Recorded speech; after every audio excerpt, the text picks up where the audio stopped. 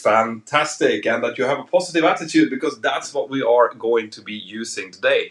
So, guys, during the last few live streams, I have wait. We have a little bit of. We try to get.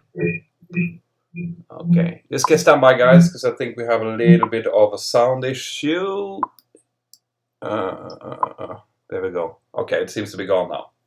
Anyway, guys, what we have today is a little bit different than what I've done during my last couple of live streams. So during my live streams that I've had, where I've had guests on board, there's been people who've been other YouTubers, both American YouTubers. There's been Instagram profiles, but basically people who have a high personal profile. But what we will be doing today is a little bit different. So today I have, well, I'm going to say a friend of mine, because I know him since before. His name is Ben. I have met him on numerous times, where he has actually been the dispatcher on my flights when I've been flying in and out of London Stansted. So without further ado, I'm going to reintroduce you to Ben. All of the questions that you have now, guys, I know that there's been a lot of people who've been asking about ground personnel, specifically dispatchers and handling agents. If you have questions to Ben, then use the super chat function, because there's just too much people otherwise will be asking questions. I won't be able to sort all of them out. But if you use the super chats, then they will be highlighted for me, and it will be easy for me to read them and get them answered by Ben. So without further ado, let's see if we can switch over. Ben, how are things? Hello, how are you? Well, I'm doing quite well. I am a little bit disoriented, because actually just 2 minutes prior to this interview, I was still eating sushi with my family. We had ordered sushi like ages ago, and it just turned up 10 minutes prior to this. So, but apart from that, I am doing great. How are you?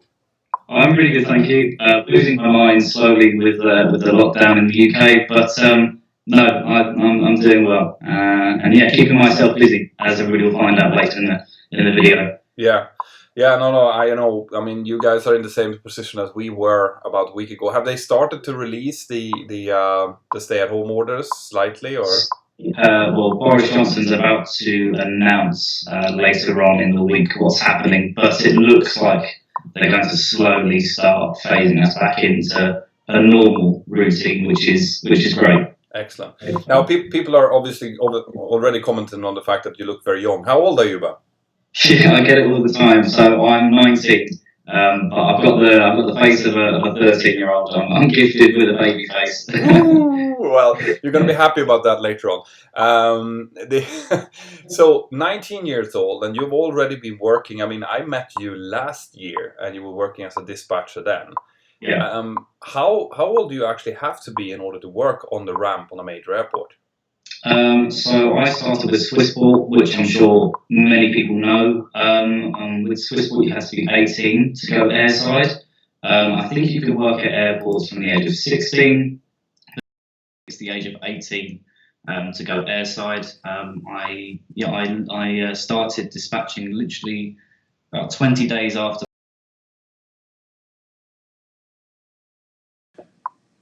So when I turned 18. Good. That's fantastic. Now, if I'm sounding a little bit off here, it's because we have some sound issues, apparently. I don't know exactly why that is. Okay, so they're complaining about your audio, but I hear you just perfectly. I don't know why that is, actually. Did they want me up, down? I can turn myself up and down. Okay, so Mentor Pilot, stop that poo-pooing sound from Appy. I don't know where that sound comes from, because I can't hear that. Yeah, try to turn your volume down a little bit.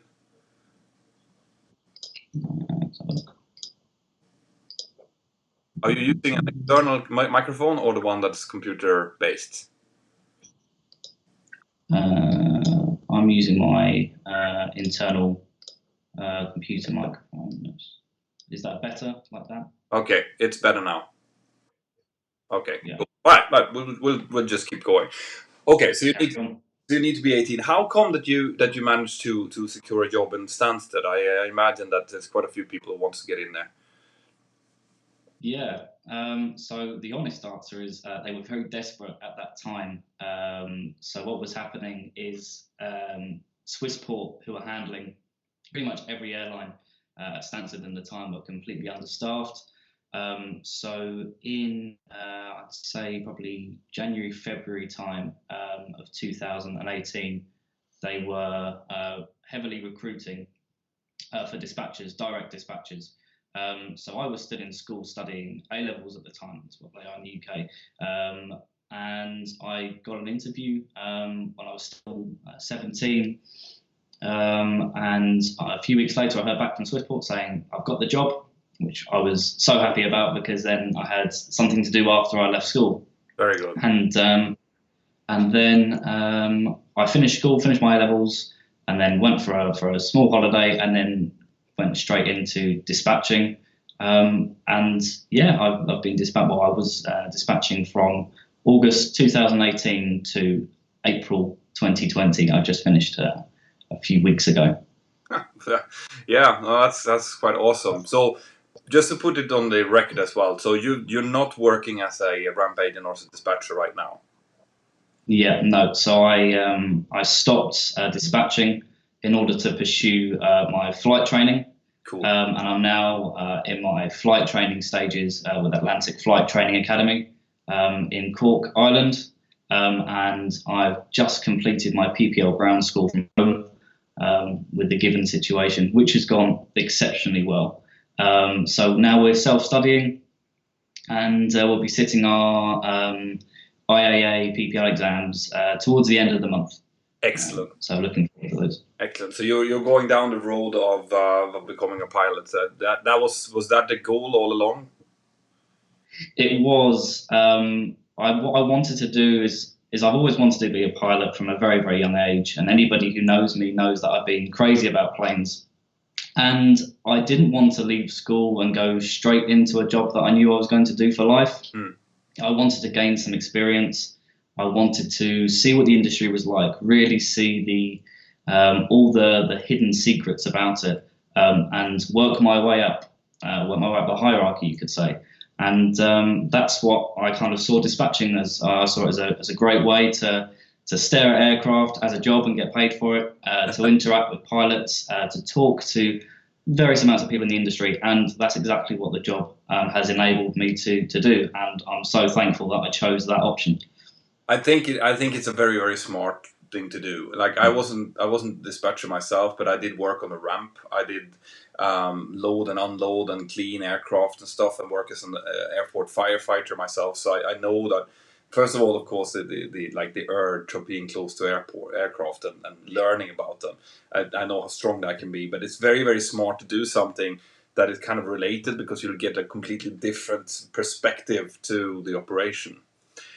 So, in your job, can you describe a little bit what your role was? What did you do when you got to work? Yeah, of course. So the term dispatcher, it differs from airline to airline. So I mainly worked for Ryanair, and then from February 2019, I worked directly for Ryanair. And a dispatcher for Ryanair, as I can give it in my experience, is two roles mixed into one. So you've got the team leader role, who leads the baggage handlers and people working around the aircraft, and you've got the dispatcher, who is dealing with the paperwork at the flight deck, dealing with the passengers, dealing with gate staff, boarding.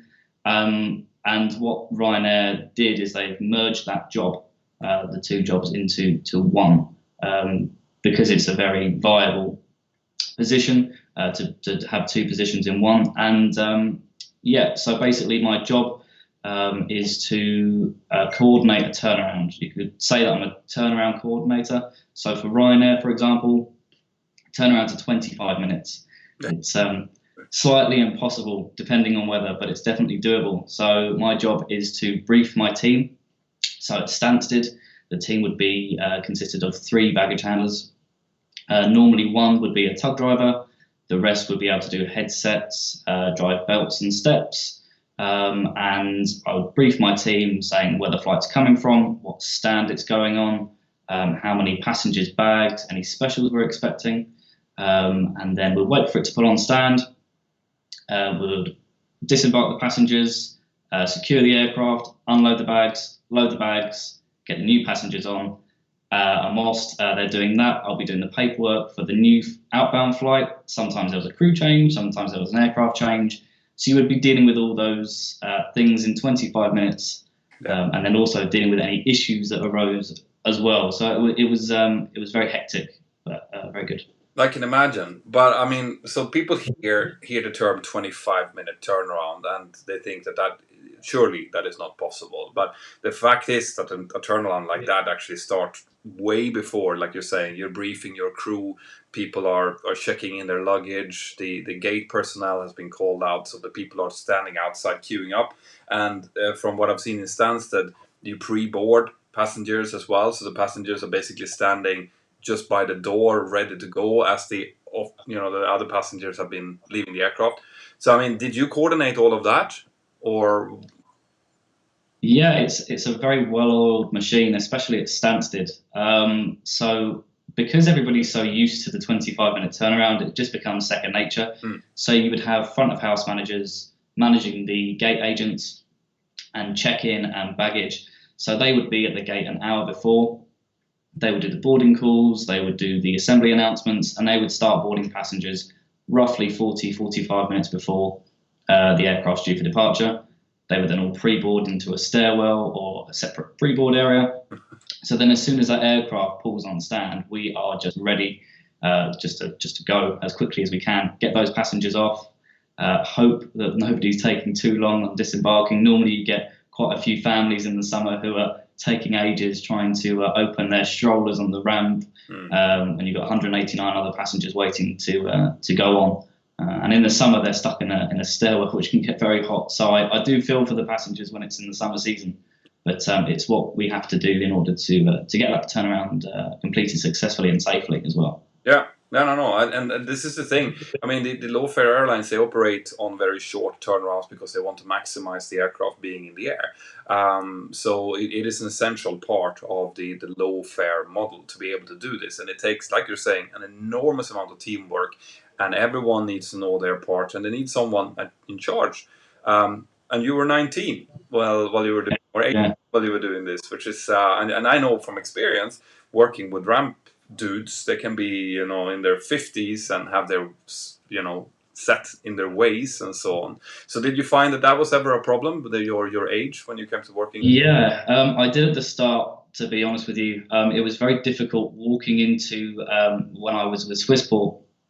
Very difficult walking into a company where a lot of people were middle-aged, 45, 50 years old, and you walk in as a brand new person, very fresh-faced like I am, and suddenly they're telling you what to do, and it was difficult to get the respect at the start. Really difficult for people to take you seriously because of the age difference. Some people really respected that. Some took a bit more time to get used to, but towards kind of getting involved with everything, it got a lot easier. And then as soon as you get involved and you help the team out, they really respect the fact that you're helping. So that means jumping in the hold, help offload some bags just to motivate the team, get some coffees for them when it's 5 o'clock in the morning. Yeah. If you do that, then it makes the day a lot easier and a lot happier. But that's an essential lesson to learn, actually, because it's the same in any job that you do. Like you have to prove yourself, especially if you're getting in when you're very, very young and you're working with older people. There will be an assumption that they need to teach you and they therefore don't need to listen to you. But obviously you've been trained as a dispatcher, trained as a ramp manager, so you do have the qualifications needed. Otherwise, you're not allowed to be there. And then it's about treating people with respect and working hard, showing them that you're working hard. I mean, I jumped into the cockpit as a first officer when I was 20. So that's pretty much what you're aiming for. You might be, 21 or something when you're done with your training. And then it's a similar thing. You have to prove yourself continuously to show that you have what it takes. So talking a little bit about the training. What kind of training did you need in order to start working as a dispatcher? Yeah, so I did my training, as I said, with Swissport because that was my first company, and then all my training records got moved over to Ryanair when that happened. But it was it's your basic kind of ramp safety. So handling dangerous goods is a massive topic. Talking about PPE. Everybody knows what PPE is now. PPE is now with COVID-19. And just dealing with aircraft and engines, and it's just basically learning all the different hazards that there are. Yeah. And then after that, I think I did about a month's experience as a baggage handler, as a ramp agent, learning the ropes and learning what my team would be doing on my behalf. And then I went in for a second part of training, which was, at the time, it was manual load sheets, especially for Ryanair. So learning how to do a load sheet, learning about weight and balance, learning the importance of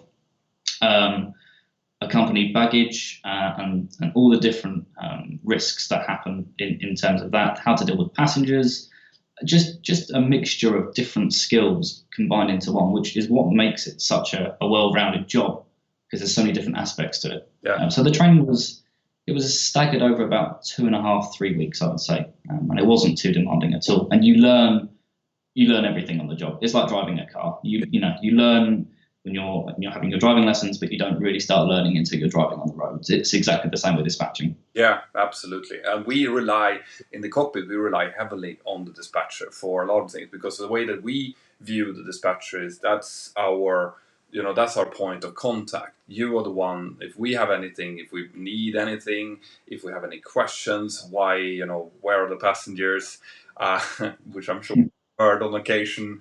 I've heard that a few times. Yeah. Have you heard anything about engineering? Is the bags on the way? Like all of that, we will contact you. Like I would look for, where's Ben? Oh, there he is. All right. So what's happening? And then obviously you are the one that then has to call out to see what is going on and the comments. So it is a very important role. And the load sheet is extremely important to make sure that is right, because sometimes that can be quite tricky. As you know yourself, you do manual load sheets, and you're starting to have people who are traveling with musical instruments and whatever, support animals or whatever. Wheelchairs, always a bugbear of mine. Always wheelchairs, exactly. And did you do the coordination when it came to wheelchairs as well? So like contacting the outstation that the aircraft was going to, or was that a separate? Yeah, so it's Stansted, because it's just such a good because it's Ryanair's largest base at Stansted. It's a fluid operation. So what would happen is, after I'd finish a flight, I would then call the departures phone number, and they would just say, I would basically say the flight number, my team leader number, and list all the information points of the flight. So the TOB, total on board, adults, children, infants, how many bags in what hold, if there are any specials, Sierra, Romeo, Charlie, any in-ads. So what is Sierra, Romeo, and Charlie then? That's a very good question. So Romeo is, so all three categories are passengers with reduced mobility, PRMs. So Romeo, from what I can remember, is somebody who can walk up and down the stairs of the aircraft, but they just need assistance to the aircraft. A Sierra is somebody who needs assistance up and down the aircraft, but doesn't need help in the aircraft. And then a Charlie is somebody that would need a lift to the aircraft. They can't walk up the steps and they can't walk through the cabin. So if I ever saw anybody who needed a lift, I would then call that through as a Charlie. So say if it was a Ryanair flight from Stansted to Barcelona, then in Barcelona they would know, there's a Charlie coming off, we better arrange a lift. Or there's freight coming off in hold 3, we better get the freight boys ready to offload that freight. Very cool. Just so everybody knew what they were doing. So we have poor Billy Milham here who is saying, give me a shout out, Ben, please. So big shout out here to Billy Milham. Yeah. Billy is actually a fellow dispatcher at Stansted, and he's been winding me up all day on my group chat. So Billy is a dispatcher, and he's 22, 23, so he's a young dispatcher as well. Excellent, good stuff. Right, cool. Let's see, I had loads of questions for you here, but I'm going to take some questions from the super chat as well. So first of all, Will Engel, he was seen early before this even started. and said, "Thank you for taking the time to share with everyone your experience as a gate agent." Well, gate agents, dispatcher, we have so many different types, different words for similar roles. Let's say a family is going to be going on vacation, or maybe just a quick trip to see grandma. Do you have any tips for them? I'm guessing that's probably now during these times, as in the troubling times that we're traveling in now, Yeah. or just general tips, I guess. Well, at the moment, try not to travel if you're with elderly people. They're a very high risk. Unfortunately, with airports and air travel, there's no way of socially distancing people. Yeah. So air travel at the moment is unfortunately a real grey area because of the current situation. But after this situation, if you're traveling with family, traveling with elderly people, make sure you sort out assistance in the airport if they can't walk through. And even more importantly, get there on time. The amount of families that I've seen running to the gate that I've had to deny them boarding because they're just past the gate closure time is too many to count. It happens every single flight. And it's something that I hate doing, but I've got to do because the gate agents are there as well, and they've got a job to do. So we've all got to work as a team. So just show up to your flight on time. Make sure you're at that gate 45 minutes because the departure time on your boarding pass isn't the time it takes off. It's the time the gate closes or the time the aircraft pushes from the stand. So always look at your boarding passes and just be prepared. That's what I would say. Yeah, no, that's the same thing I say when people ask me about tips. It's like, take your time. I know it says you can be there, 2 hours before. I rarely will be at an airport with that little time. I will give myself an extra hour because you never know what's happening on the way to the airport, and you never know how long the security queues are. And if there's something else that comes up, you just don't want the hassle that it is to be stressed when you're in an airport because you're stressed enough. So that like take extra time. Always takes extra time. You'll be surprised how many people. Sometimes it's not people's fault when they've missed their flight, but some people run towards the flight with their family, and they've got Burger King in one hand, and they've got a bottle of Grey Goose from duty free in the other hand, and they're saying, "Oh no, wait!" And that was the most expensive burger from Burger King they've ever bought in their entire life because they're going to have to rebook the flight. And that's the parts of the job that just infuriated me because they could have just avoided all of that. Yeah, it's crazy. But that also goes to like. We in the industry, we see these things and we understand things, but a lot of people, they might be traveling maybe for the first time, or they're not very currently traveling, and especially those Burger King things, that's someone in the main terminal deciding to eat something and not realizing that it's a 10-minute walk or train ride or whatever to the gate, and completely just do not know that this is the case. But I completely agree with you. I've never understood. I always give myself extra margins. I mean, I prefer to sit and listen to a podcast for a half an hour at the gate than being there just in the nick of time. Yeah. So let's see. I have a question for me here. Mac Thomas, have you ever landed at La Rochelle Airport? I did when I was based in London back in ye old time, as in that must have been a good 15 years ago. Then we used to fly to Rochelle, and I did land there, but I haven't flown there for at least 15 years. And then Todd is asking about the popping sound. I don't know. There is something up with the audio today, and I think the popping sound you're hearing are actually messages, people asking questions that comes up as a little pop for me, and for some reason that is going through in the live stream, which it shouldn't be doing. It's quite relaxing. It just sounds like water's trickling in from somewhere. I don't know why this, because normally this works. Just give me 1 second. I'm going to actually see if I can reset my Yeti microphone here. Sometimes I can do the trick.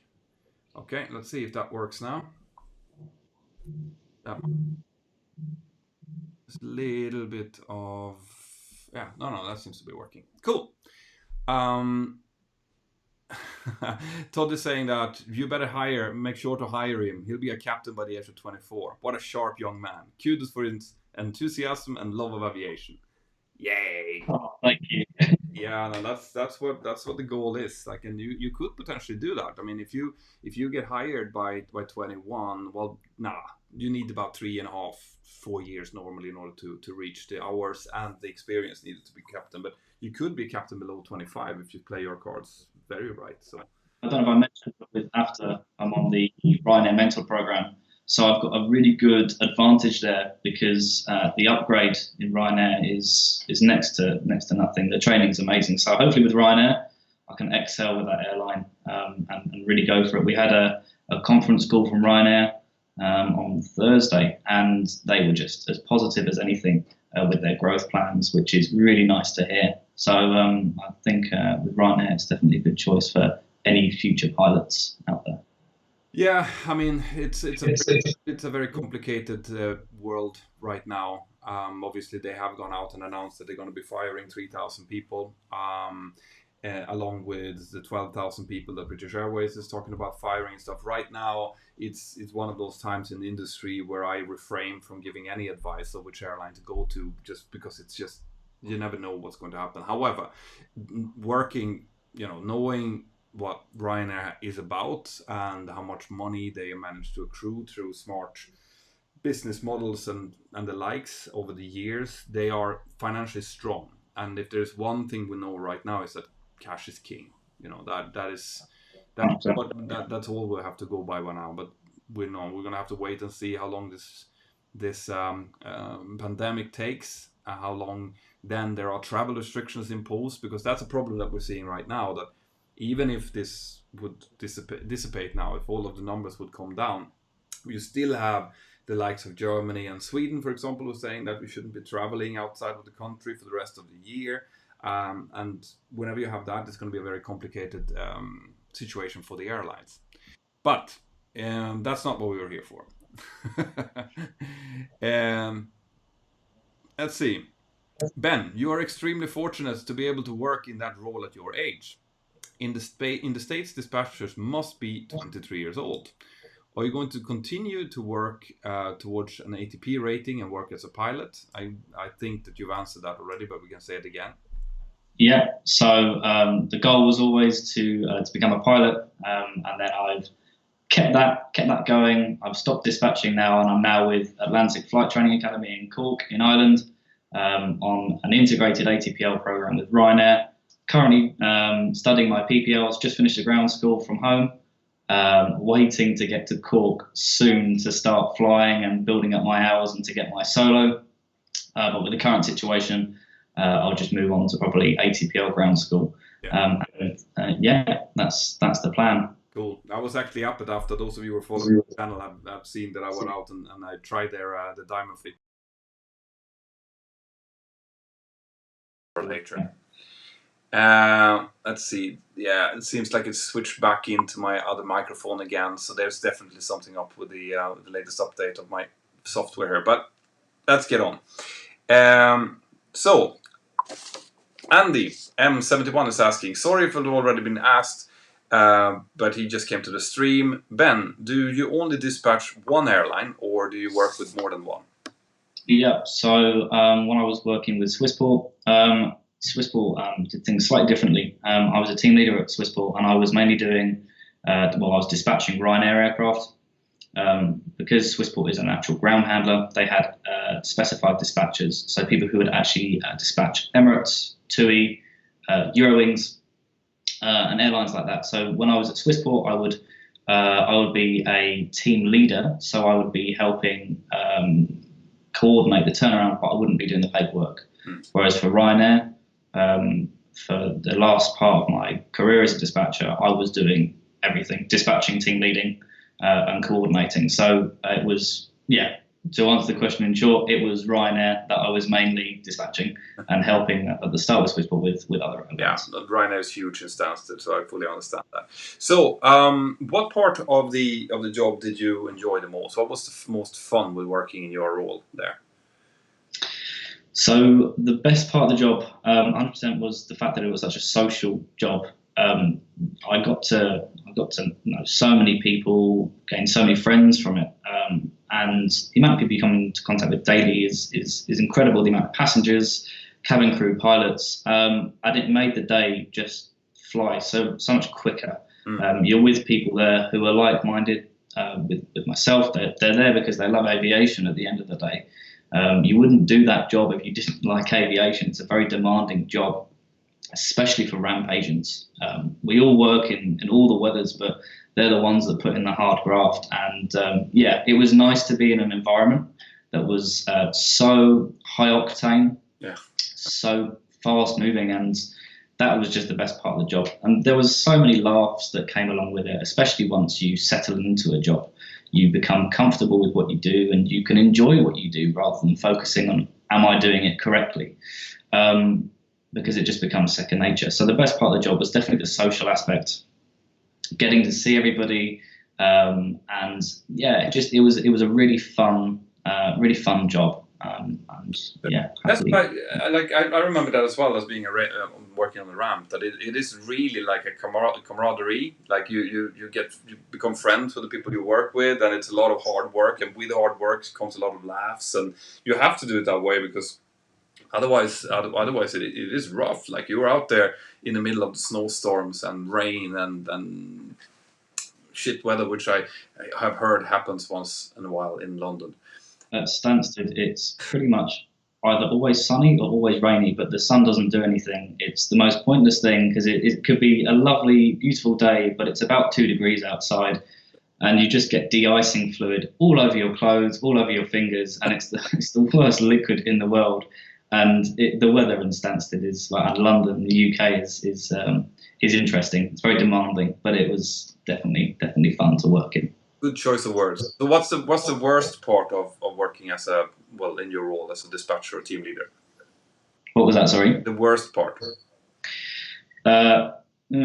Worst part, if it's really, really raining, and it's really windy, and you're standing there with the paperwork, and you've got a passenger moaning at you because it's raining, or something stupid like that, you just kind of think, why am I here? And it's 6 o'clock in the morning, and that can be really challenging. You know, waking up at 3:30 in the morning, you know, day 4 of earlies is difficult. I would say that's probably the most challenging part of the job. The worst part, you know, would also be telling passengers that they couldn't travel either because they've got visa problems, they've forgotten a passport, or they've missed a flight. And sometimes that can be quite upsetting if you've got a family who's really looking forward to I remember I had it was a few months before everything started going downhill with the coronavirus. Had a family, and they were ready to go to, it was just Dublin, they were ready to go to Dublin, and newlywed husband and wife with children, and the wife hadn't changed the surname over, so there was a discrepancy in the name of the booking from her passport, and they all decided not to travel in the end because of the fees that would be incurred for document changes. And I had to be the one that said, really sorry guys, but you can't travel. And that was difficult. And there's been a few times like that. And that's the part of the job that I don't like, but it's part of the job that you have to do. Yeah, no, and they're like, that sounds like such an easy problem to fix. It sounds like something like, yeah, but can you not just, you know, that's what people are like, yeah, but just, you know, you never saw that. But that's not how it works when you work with, you know, aircraft that are flying between countries, and you have to cross borders, and things have to be right. And what people don't understand is that if you come to the other country and you don't have your travel documents correct, well, then you will be deported back. Like that is what happens, and it's the airline's responsibility to bring that person back because they couldn't enter because their passport were out of date or didn't have the correct name or whatever it is. So even though it sounds or looks like something that's easy to fix, it really isn't. But it is horrible. Like I remember myself flying on a Christmas Eve from Stansted when I was actually based there. And I remember we were waiting for a family to, you know, that did not turn up. And eventually we had to push back. And when we were pushing back, we could see them in the windows, standing there with, you know, they're like this.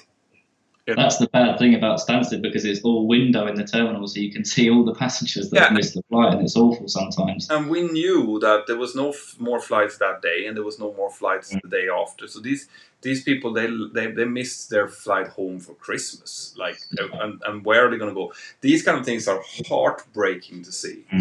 You never really get used to it, because there is always a really human element to these very stringent rules. But like you said, it is part of the job. It is something that you just cannot get away from. It happens, and it will continue to happen. I saw a funny message here just rolling by. It said that the worst part with the job is the pilots. What is the most annoying part you find with pilots? That's what I want to know. Yeah, so there's two things that I found really annoyed me with the flight deck, and no disrespect to any pilot out there, because I love them to bits, because I'm going to be one.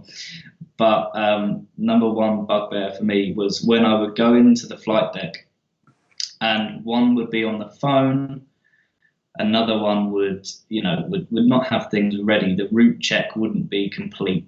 And it's just like, guys, this is a 25-minute turnaround. We need to go, because I completely understand they've had a long day, but unfortunately the show must go on. And it's when they're delaying the flight, and I'm thinking, well, if you did your route check a few minutes earlier, then we could be going and pushing quickly. But were they on the phone to engineering or to the company, or were they on the phone to? I was listening to the conversation, and it was definitely to his wife. Okay. So, right. All right. So then I don't have any excuse for that, because a 25-minute turnaround, you can, under certain circumstances, have time to call. But just like you say, there is for a 25-minute turnaround to work. For me, after having worked 25 years with trying to do 25-minute turnarounds, or 19 years for trying to do that, it still is a struggle to get it done, everything correctly, and do it in 25 minutes. So there's very, very little. There is a moment where the fueling is completed, and the co-pilot is on his way or her way from below the aircraft up the stairs into. That's when, if you've managed to do everything as part of flying, then you have a few seconds which you can choose either to go to the toilet on or give a call. Like that, that's what you have. But as soon as your colleague comes back into the flight deck, it is non-stop action, because, and you will learn this, doing a full setup with route check, instrument cross-check, briefings, emergency briefings, all of that takes 13 minutes to 15 minutes for someone who's new, and maybe 10 minutes for someone who's very experienced. So if there's 10 minutes, or if there's 13 minutes to go to the off-block time, and you haven't started it, you will be late. It's as easy as that. That's what I tell my cadets when I'm training them as well. That look at the clock.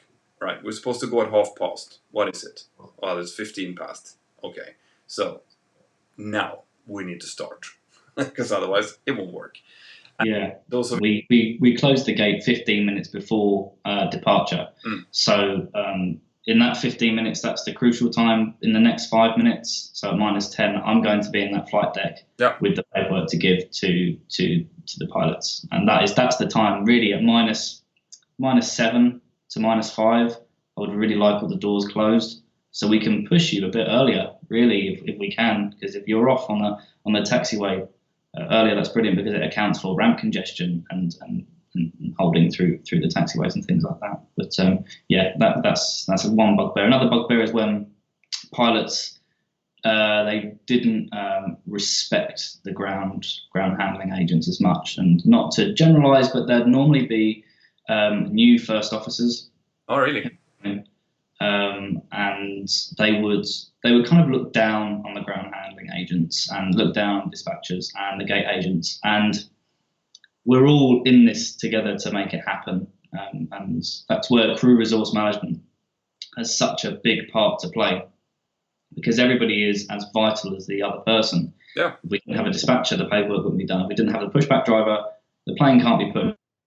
If we didn't have a captain, the flight wouldn't go. It's everybody comes together to make it work, and that's what I stress to a lot of pilots who don't respect or don't have as much respect for the ground crew.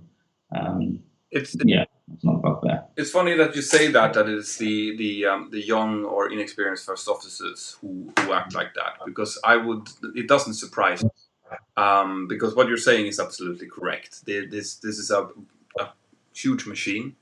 Every single cog is needed, and there's no excuse for disrespect in any case. I don't disrespect anyone around me, because I might be that person tomorrow, or that person might be someone I know, someone I love, or someone's friend. It's not, you don't disrespect people, you show people respect, and you will get respect back. It doesn't mean it doesn't. You don't need to be a captain or a first officer or a ramp agent or dispatcher for that.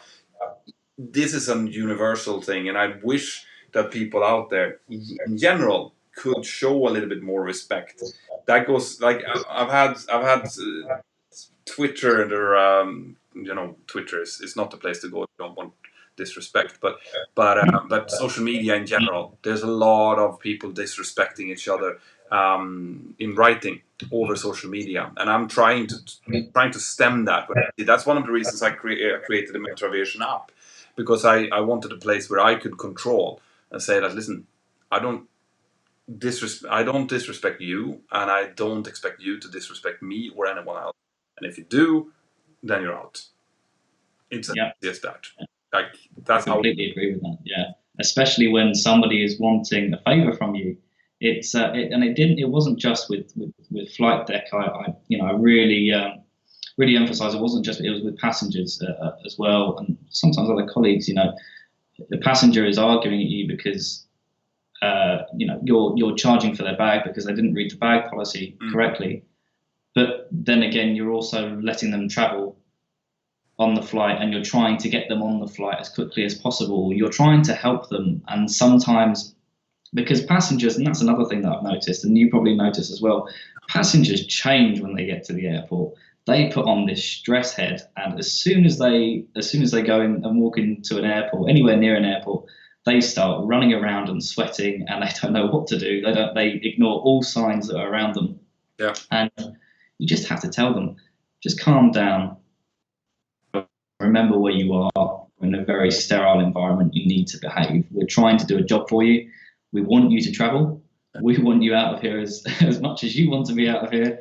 So that's where more disrespect comes in from passengers. But that's because of stress, because of, that could be first-time flyers, could be a multitude of things. Yeah. But there was a few instances where passengers would then get aggressive because of that, and that's another job that dispatchers and gate staff have to deal with. Yeah. Sometimes I would offload. One part of my job was offloading passengers, and that was really stress to me. And that passenger might be offloaded before you even see them as the flight deck, and that was really crucial.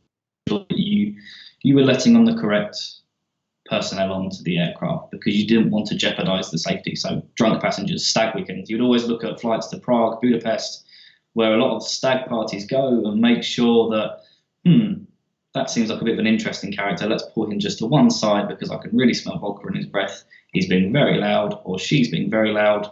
And you just have a word with them, and normally it would work, because when they see somebody in high visibility jackets, they do tend to quieten down a bit. But that's another part of the job as well, and that comes with respect. Well, and this is something that normally our cabin crew are very, very trained in doing, which is exactly what you're talking about, which is just trying to de-escalate situations. Just because someone is under the influence of alcohol doesn't mean that they not have a right to travel. But if they start to misbehave, then the key is to try to de-escalate the situation, which is exactly what we're talking about. Take them aside, give them a little bit of perspective. Like, listen, you don't want to start out by not going on your stag trip, so chill, dude. We're trying to help here. And if you do that, you're also actually helping yourself quite a bit. Because an offload, which happens from time to time, is a very tedious thing to do, and it involves law enforcement, and it's as you're well aware, very, very bad for everyone involved normally.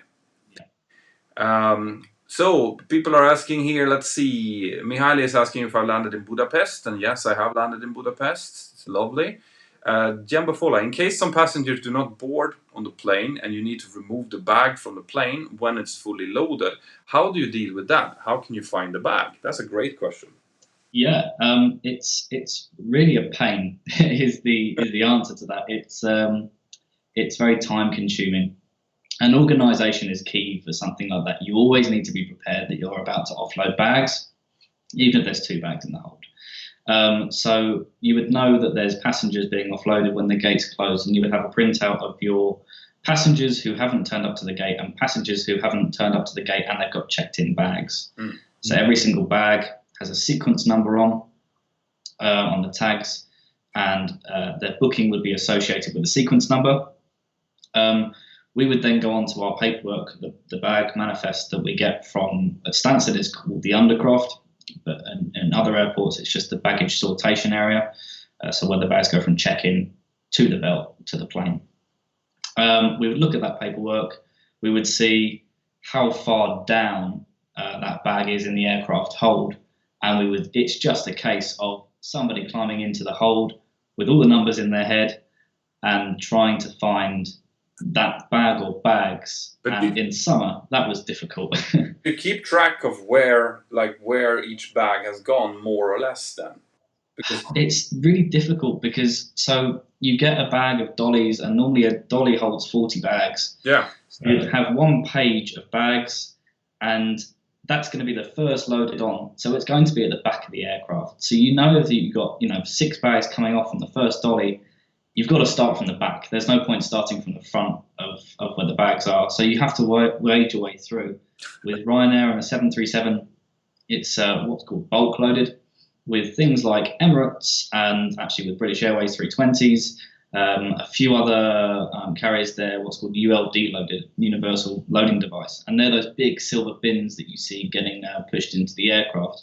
And that makes it a lot easier for baggage finding because you would know what ULD that bag is in. So you could just find that ULD, pull it out, find the bag, and then put that back into the baggage sortation area, which makes it a lot easier. But for airlines like EasyJet, Ryanair, that use bulk loading, which is just bags stacked in the hold, it is a difficult process, but it's very doable. And the people that have done it for a long time, they know what they're looking for, and they're very good at doing it. Yeah.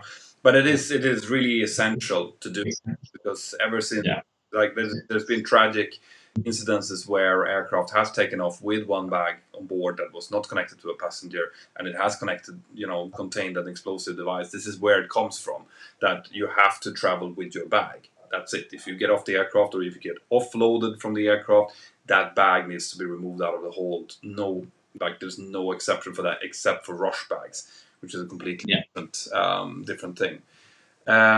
So Will said, love the t-shirt, Petter. I've got order 5 more for the kids. Yeah, that's good, man. Yeah, that's it. It's important to have a positive attitude, guys. Very important. Cool. Tom Strecke, sorry if this has been asked already, but do you have any particular funny, crazy, or entertaining stories that comes to mind from your time at the job? Thank you both for a great stream. I have got so many funny stories. Some can't be repeated, but I'll give you one example. And this was more embarrassing than anything. I remember I knew I forget where it was going, but had loads of time. It was just an outbound aircraft, so I didn't have to worry about an aircraft coming in. Cabin crew were there, pilots were there, and all having a chat. And I just said to the cabin crew, "Do you mind if I quickly use the loo on board?" And they, yeah, absolutely fine. So I went into the loo, did my thing, and then I decided that I needed to unlock the door to go out. As I did that, as I tried to open the door mechanism fell off. So I ended up being trapped in the toilet with no way of coming out. So then the captain had to call the engineers, and then the engineers brought a tool to get me out of the toilet. And it was good that happened, because then they made the toilet inoperable for the flight. So it's good that I found out the issue rather than a passenger getting stuck in the toilet. So it was embarrassing but funny. Definitely a story that I won't ever forget. Other stories like I left my keys in the hold of an aircraft. I was trying to find a bag, put my keys down in hold 1. Oh. It was going to somewhere in France, Bordeaux, I think it was going. Toulouse. It was going to Toulouse, and we pushed the aircraft. It started taxiing away. I thought, oh my god, where the hell are my keys? So I had to then contact the Toulouse ground handlers, they then managed to get my keys, give them to the captain, and then the captain gave them to me when he came back into Stansted. So sigh of relief, but it was a very funny incident at the time. Yeah, Got my keys back. but it's not funny when it happens. Like that feeling of panic, like, oh shit, are they going to have an aircraft change? I'll never see my keys again. And that loo door, that's almost. I mean, given the fact that the engineers are also ground based on the same place that you are, those are the kind of incident that can give you a nickname forever. You know, Yeah, you'll be called loo door forever. Like that. yeah, I know. That Normally at the airport, I was called like Baby Ben, or I had a 12-year-old dispatcher shouted at me across the apron on my first few days. People didn't know my name, but they just knew I looked like a 12-year-old. So they were the kind of names that I had, and I didn't mind. Yeah, pretty much that's the first 50. I get it all the time. Anywhere I go for a drink, I get ID'd as soon as I go anywhere near the building. It's just something that I've become accustomed to. Right, so we have George Morris here is asking a little bit more about your pilot studies, which is how did you manage to fund your ATPL course? Yeah, so with the ATPL course, well, for the entrance interviews and exams, I used the money that I got from my job and my savings to fund that. The course itself that I'm on like every course, it's a lot of money. So I'm just really privileged to be able to fund that with some money that my parents saved for me, some money that my mum put aside many years ago, and thankfully she didn't use.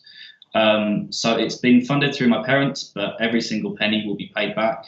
I'm sure I'll treat them to a flight as well with Emirates or somebody to the Maldives at the end of it as interest. But it's a grey area in terms of financing for flight school. Yeah. It's really tricky. This is unfortunately the way that it is mostly in the industry right now, given the way that it costs you either have someone who can help you, or you have your parents who can remortgage their house or something like that, because it is 85 to 110,000 euros depending on where you go to school. And obviously this is one of the reasons why we started the Airline Pilot Club, because we wanted to find a way to help people who didn't have those kind of resources, who didn't have parents who could do that. But I mean, right now that's the reality of things. This is how it looks. So just be very, very grateful to your parents, basically. I am. I owe them a lot, and it's I'll be paying it back. So for the first few years, my salary will pretty much be zero because I'll be paying them back. But the good thing with the flight school that I'm in, Atlantic Flight Training, is that it's in euros. So for me, the exchange rate is on my side, and they've really they've made the course condensed, and they've really focused on the important parts. So the course actually works out cheaper than a few of the other schools, not naming names, a few of the big schools in the UK, which charge a lot more for actually no difference. Yeah. So you just got to really find the right school for you. I mean, for me, for AFTA, it was a real family feel, which is what I wanted, a nice sociable feel, as you've been there yourself.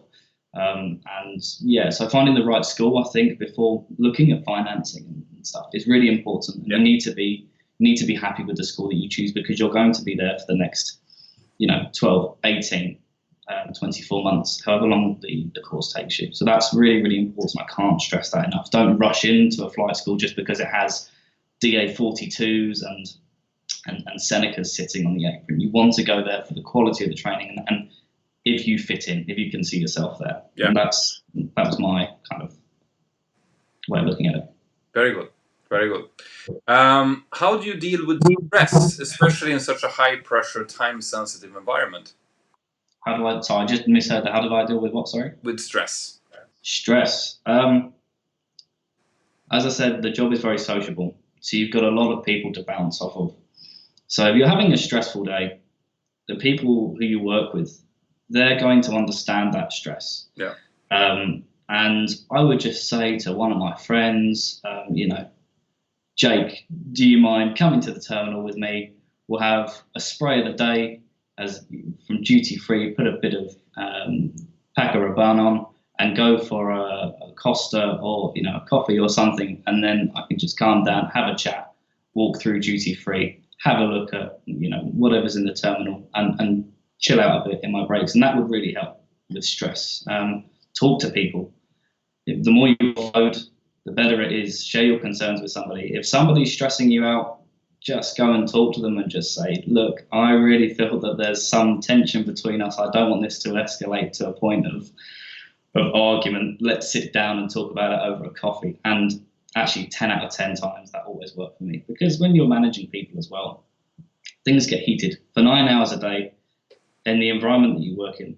They, not sugarcoating it, but it does get heated sometimes, and you're spending more time with them than they are their wives and husbands.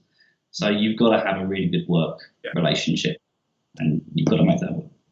There's no question about it. And I think that what you're doing right now is giving you a very good taste of what your future job is going to be, because obviously that, especially in both in the captain and the first officer role, you need to be skilled in conflict management, conflict resolution, things like that. So it's very good advice.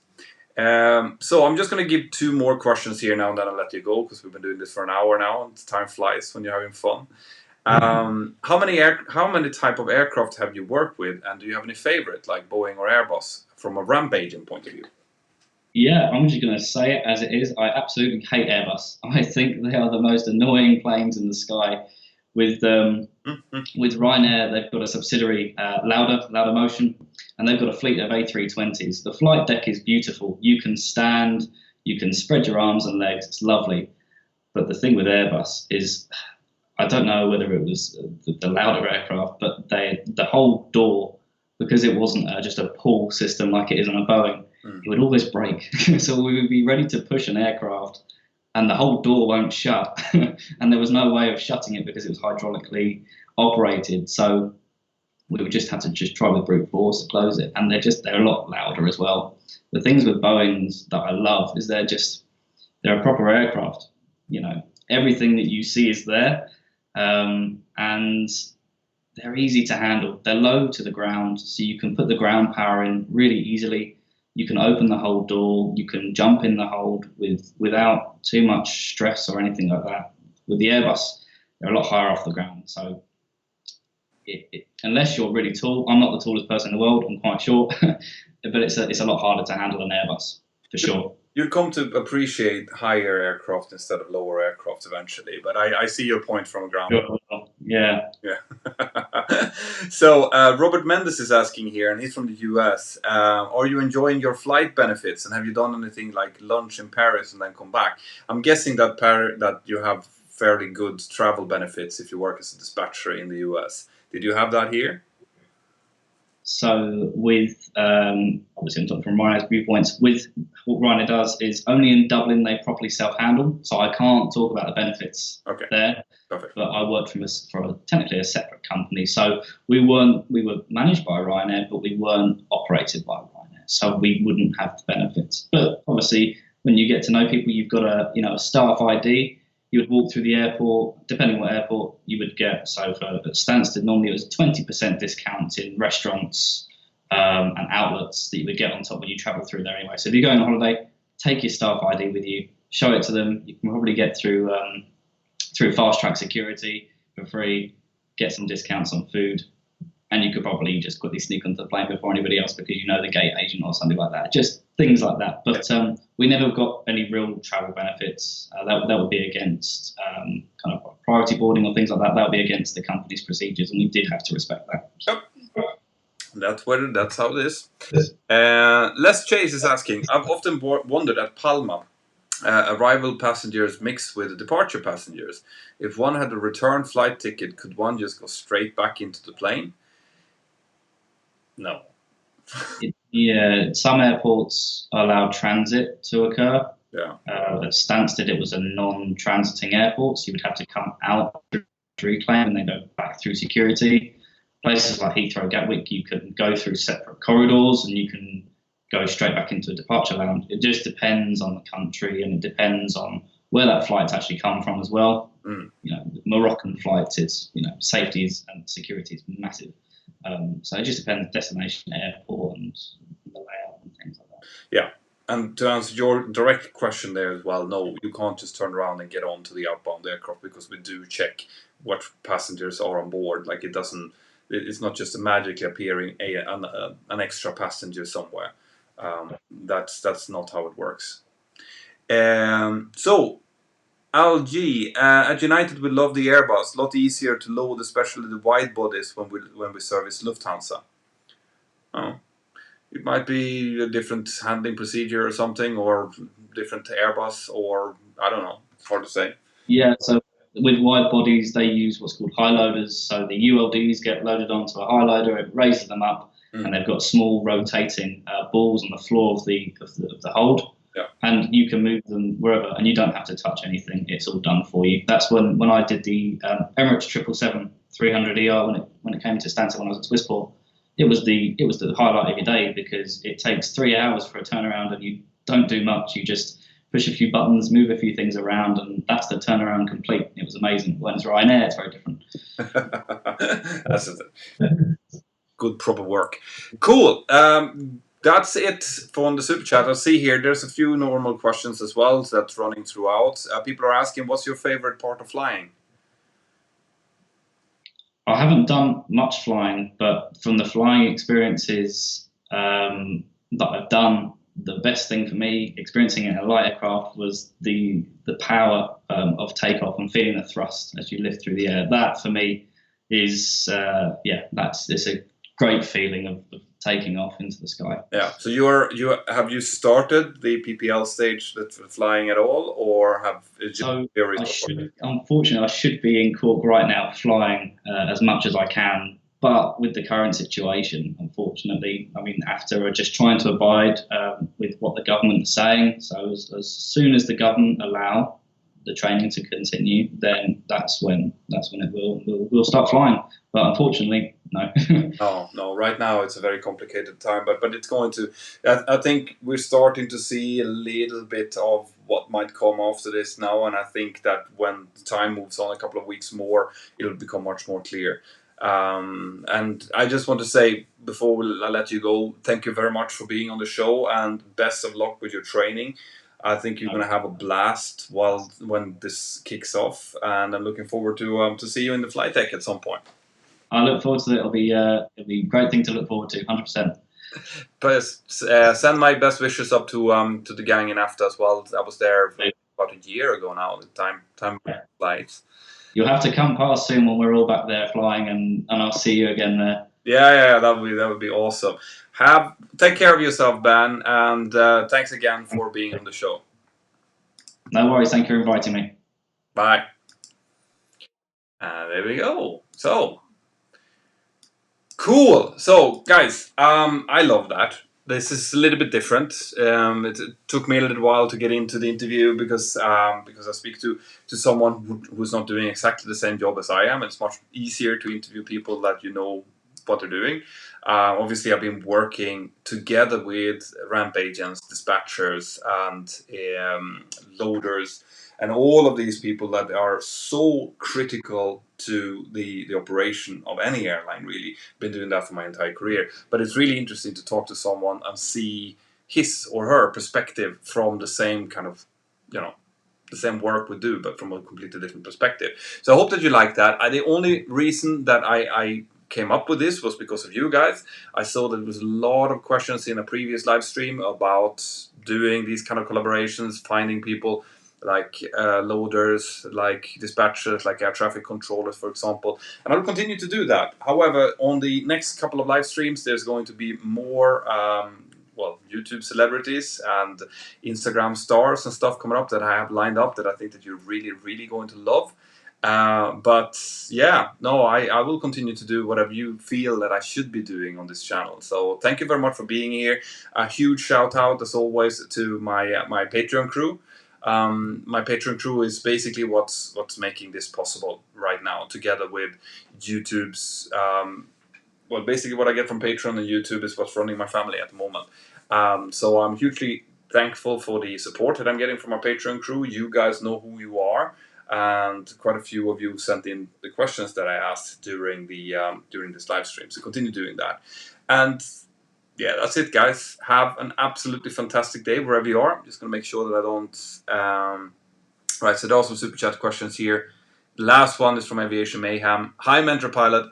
When you disconnect the autopilot, does the auto throttle disconnect simultaneously? No, you have to disconnect them separately.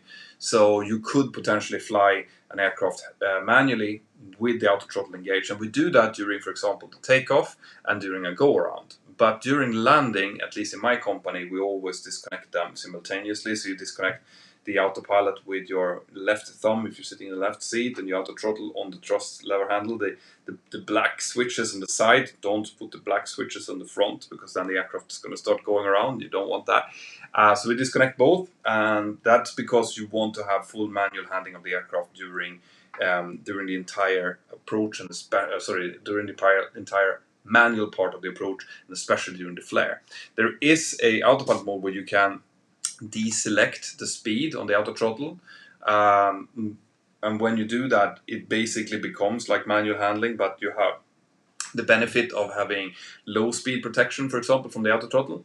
The downside with that is that if you have a gust during the flare stage, the speed protection could activate, and then you all of a sudden might get the thrust coming up as you're in the flare, which is not something you want. So there are reasons for us disconnecting it. But like I said, during the takeoff, the auto throttle is engaged while we're flying manually. And if we decide to go around single channel, then the autopilot will disconnect as you press toga, but the auto thrust will come up and set reduced go around thrust for you. So great end to the live stream.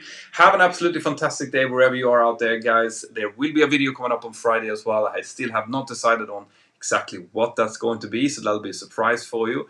But take care of yourself, stay safe, stay healthy, and keep following the channel. Bye bye.